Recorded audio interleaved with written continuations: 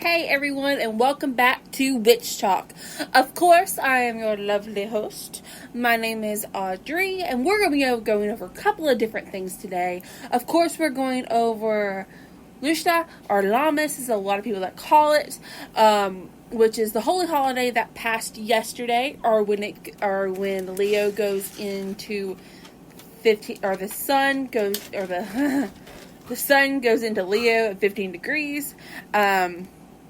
Like any Sabbath. Then we're also going to talk about one of my favorite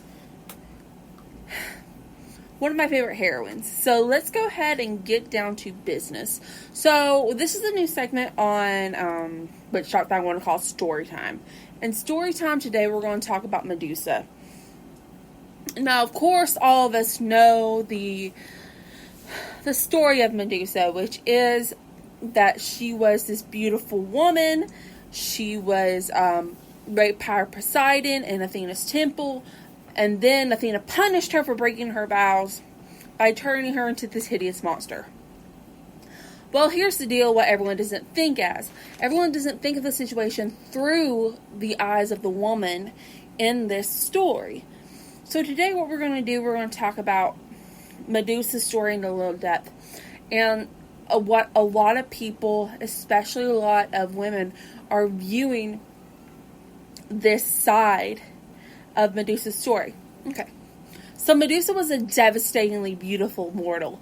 She was incredibly gorgeous, and she viewed it always as a curse. So what she decided to do is that she related a lot to Athena, and she chose to dedicate herself as a virgin goddess, which is required in Athena's temple. Or priestess to the goddess Athena. So, as she is going about her business, she catches the attention of Poseidon. Now, remember, Poseidon and Athena already had issues because they are both vying to be the namesake and the protector and patron of Athens. And, of course, Athena won out, hence the name Athens. So, when he saw this beautiful priestess, he pursued her viciously. And of course, she kept turning him away. Very loyal to her. Very loyal to her vows to Athena.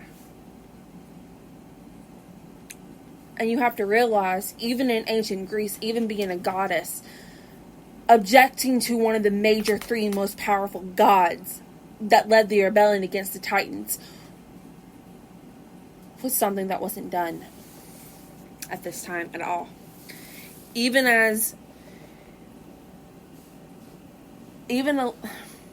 Olympus was still a man's game. This infuriated Poseidon. Infuriated him.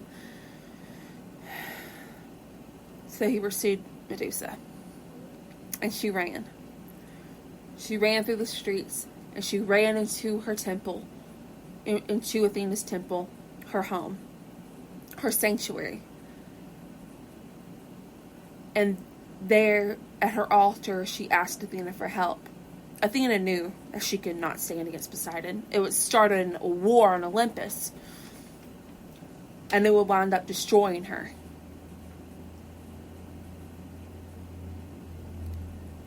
And it would cause increasingly diversity among the gods. So Poseidon raped her and left her for dead in the altar of Athena in her temple. Well, then he demanded her to be punished for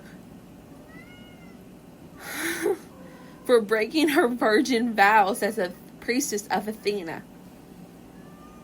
Now, you have to realize Athena is the goddess of battle strategy in general, and wisdom. She is probably the cleverest god on Olympus. And she knew what lied in her daughter's heart was to be freed from a curse that she knew that was going to wind up biting her in the ass. She knew she couldn't punish the real villain of this story, which is Poseidon. So she gave, firstly, she relieved Medusa of her gift, of her curse, of being beautiful and attracting the attention of so many gods and so many men that would enslave her and mistreat her.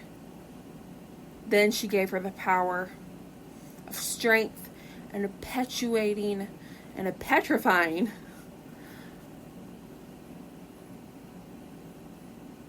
gaze, to where she could turn anyone to stone with just a gaze, not to mention the fierce ferocity of her form now. She gave Medusa the ability to protect herself, even against a god. With one look, Medusa can turn anyone, anything, any being into stone. She gave Medusa the ability to protect herself. And she did it all by masquerading this punishment, air quotes,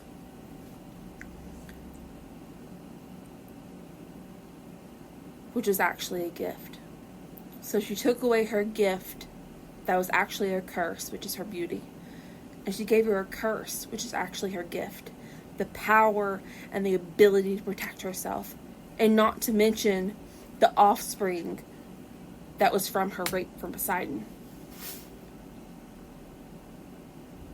And with this gift as being a Gorgon, Medusa was able to live her days out in peace until Perseus beheaded her. Now, what we see in this story, looking through a woman's point of view, you see a woman outsmarting a man, and a woman given the gifts of being the limelight and attracting attention, which can be dangerous. To be a woman and attracting the attention of men, especially powerful men. And Athena playing a man's game and still doing right by her priestess. And honestly, I think Medusa knew that in her heart. Because Medusa was able to live herself out in peace with her children and her sisters, being happy and alone. So that is my story time for you guys today. Think about it. Meditate on it. Meditate how Athena outsmarted one of the most powerful gods in Olympus.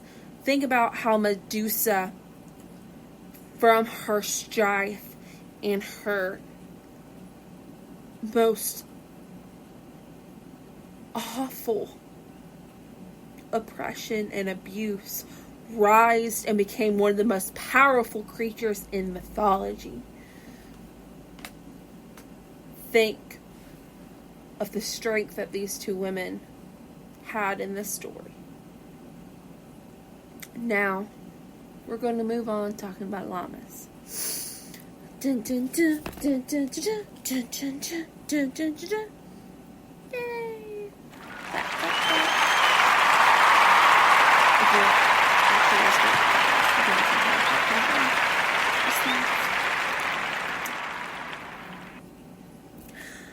Alright.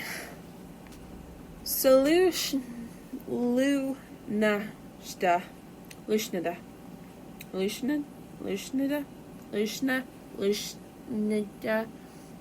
I always call it Lammas because the Celtic phrasing of this word is something that I cannot capture in my mouth. So, this holy holiday is the mark of August 1st, or whenever the sun is 15 degrees in Leo. It marks the end of summer and the beginning of fall, and also marks the first. It also is the last of the 4 fire festivals, and also is the beginning of the 3 harvest festivals. So Lammas is the combination of the in-between of both. So Lammas, Mevon, and Soin are the 3 horrible Sabbaths, celebrations. Because only 2 are Sabbaths. Mevon is technically an Espet.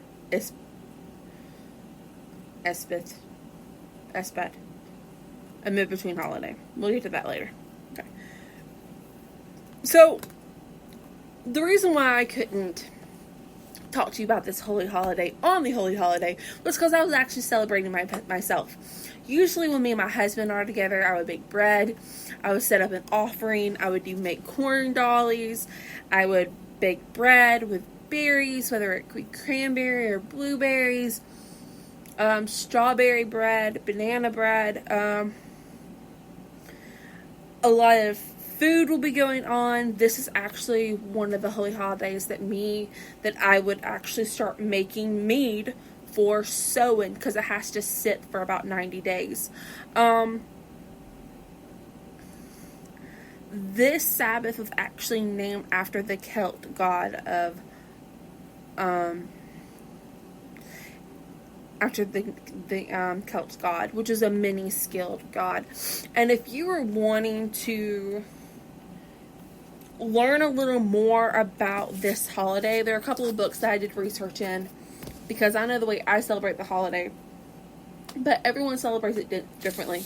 What I do is I make corn dollies, which you can actually get the corn husk pretty easily, and some twine, and you actually make little dolls. And I usually put them at my altar, which is my house altar, and also put them on my kitchen altar for the continuing of the rest of the year until Yule comes knocking on my door. Then of course I bake bread, and I start canning food, which would mean that I would start canning beef broth, I would start canning chicken broth, I would start canning vegetable stock, I would start making, there's a lot of cooking involved when it comes to this particular holiday, but most holidays, when it comes to the witch, we usually feast, dance, play games. It really is celebrating the in-between of the in-between. The celebrating of how summer is ending and autumn is coming, and we're celebrating the light and the turning of the wheel. And one of the books that I really recommend getting your hands on is Modern Witchcraft Guide to the Hand of the Wheel. And this goes over each major holiday that is sacred to Wicca or witchcraft. And one of the bread recipe that I used from this book is actually really, really easy. So, Lammas is a celebration of grains. It's the waning power of the sun god and the beginning to the end of summer. So, preparing bread in the shape of a man is symbolic of the life force. So, and it's also a very classic Celtic staple. Actually, something that I told my husband is that I want to get a bread maker just so I can have fresh bread in my house at all times, and it makes my life super easy, because I hate buying processed food and processed bread, because it tastes so tasteless to me, and it's so but my dog likes it, but he likes everything. So the recipe that you would do with this is a large mixing bowl, wooden spoon, a large knife, a large baking sheet, 5 cups of unbleached white flour. Personally, I use wheat flour. Salt, baking soda, 3 whole cups of flour, 3 cups of whole wheat flour, my bad. 3 to 4 cups of buttermilk. And you can find a bread recipe pretty easily. Really, it really is all about kneading the bread, letting it sit, letting it get larger, and then cutting it up to pieces. And you can find this recipe pretty easily. I'll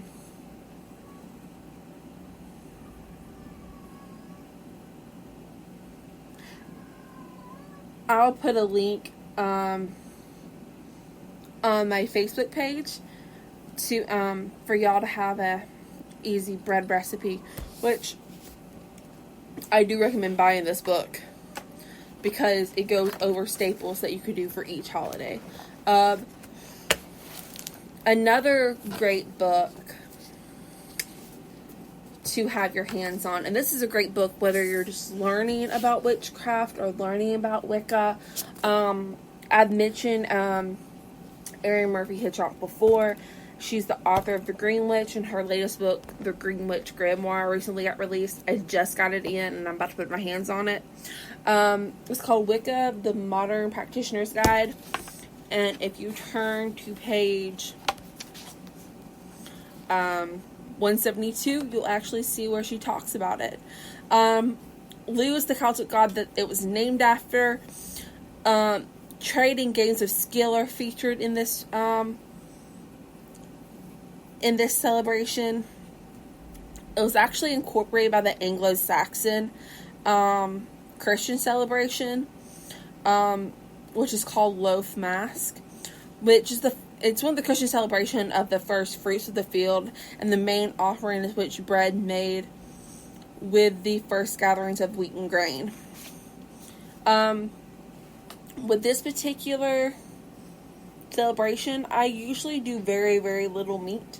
I usually do a lot of vegetables. A lot of vegetables and a lot of fruit. This festival, just like Austria, and that of the 2 other major harvest festivals, often overshadow it, because Samhain is the last of the Sabbaths. If for some reason we overlook this one, and really it just breaks my heart, because this is the holiday where I start decorating my house for fall, even though it's 100-degree weather, because you know it's coming. You know the change is coming. That just like the earth goes through changes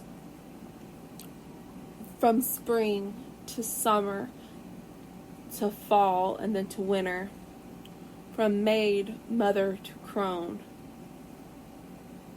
we go through these conscious stages of our lives, and as we change, so does the earth, and as the earth changes, so do we with each passing year. And with baking of the bread, what I do when it comes to this type of kitchen magic is I really find a celebration, and I really pour in my magic with herbs that I want to exhibit for the next half of the year, and really focus on giving back to friends and family that helped me get through Litha and the summer solstice. And it's actually quite wonderful. And I really recommend this book. It's written by a very amazing woman and very wonderful witch. It's something that I'm definitely going to be referencing later in Witch Talk. So I'm really excited about it. Now let's go ahead and give a talk about my next book. Supposedly Magical Year. I got this a couple of days ago, and as I opened it up, I see that it talks about the Sabbaths also, and I love this. And it describes this holiday perfectly. Also known as Lammas, the traditional Celtic celebration marks the beginning of the end of summer in the northern hemisphere, as well as the coming harvest. It's the day to celebrate Mother Earth and the abundance in nature. The Sabbath is about the circle of life, of birth, life, death, and rebirth. When the grain god dies to be reborn in the spring, then this is the day to call on the great goddess to nurture all aspects of our own creativity, whether physically, mental, or artistic, at home, at work, or in art. The spell listed will empower you with creative confidence in all that you intend to do. If you feel you need to finalize something in your life or wrap it up, unfinished business, this charm will also enable you to do so. And as I read this, and as a new phase of my life is coming, where I'm going to be leaving the life that I have here behind, and me doing this spell yesterday in front of my altar, and wrapping up and coming to accept that this stage of my life is over, and me embracing the future that I'm going to have, was definitely giving a sense of relief and a sense of love. And it really was something magical to behold. And I found myself at peace. You know, that's something that magic really does give me, is that change is always going to come. And your growth, your spiritual growth, is always going to demand for you to have faith. And that's something that a lot of people have a hard time doing. They resist change when their mind, their body, and their soul desperately needs it. And the people around them desperately needs it. And for these people that don't grow and don't spiritually move on or mature, they're stuck in their own unhappiness. And they don't realize this, but they create a black hole in their own grave to bury themselves, and eventually leads to their sorrows. And eventually their spiritual demise, which is very disheartening for me. So guys, if you are going through a major change, if you are resisting the pull in something that is going to wind up being good for you, and you don't know it, guess what? The goddess will never lead you wrong.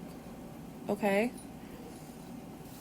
There have been times in my life where I'm at my darkest point, and there's always been a light at the end of the tunnel. My darkest time in my life was the same moment where I met my husband. And I can honestly say, going through those darkest moments, having the scars that I have now, and that I've healed from, I never want to repeat it, but I would never want to change it. Because the strength and the character and the abilities and the people that I know and the man that I have, I would never want to change. So it was worth that for spiritual growth. It was worth that price to be able to be the person that I am and have the person that was meant to be mine standing beside me. So guys, whether you're going through another transition, or you're just starting your magical path, have faith. Have faith in yourself. And have faith in the universe. Because there's a lot of good out there. And good news is not headliner news. So, just with all the chaos that's going around, just find your peace and know that this too shall pass. You know, everyone's been thinking the world's going to end for so many years. When the Black Plague happened, they thought it was going to end. When the Crusades happened, they thought the world was going to end. When Jesus came, they thought the world was going to end. It hasn't. It's still moving. So, enjoy the ride and enjoy the stories that you're stocking up, because believe me, I am. Do TikTok. TikTok's wonderful. I don't think it really is getting banned, honestly. It's just me. Well, those are my words on this wonderful, beloved holiday. And don't worry, I'm going to be back tomorrow with Cup of the Crown, going over the magic zodiac of Aquarius. This is the second to last one. The next one after that is Pisces. So we're going to be hitting those two up this week and starting a new segment. Which I think the new segment that I'm going to start on is going to be different pantheons. Whether it's going to be the Greek pantheon, or the Egyptian pantheon, or the Celtic pantheon, or the Norse pantheon. Because I think A, it'll be a lot of fun, and B, you get to dig into some of the really cool stories that are like about the gods that might be calling to you. So guys, thank you so much for being with me. Thank you so much for being time with me today. I hope you guys have a great week, because it starts tomorrow. Take it easy on Monday. Remember to do your self-care. Drink plenty of water. And have some wine to go with it. Thank you guys so much. Don't forget to like, subscribe, follow on Instagram. Whether on Instagram, Facebook, the blog, on also on any podcast related app that you use. We are now on iHeartRadio. And don't forget that our botanical line and our merchandise line has now been expanded. You can check that out on the Facebook page. Thank you guys so much, and you guys have a great day. Merry meet, merry part, and merry meet again.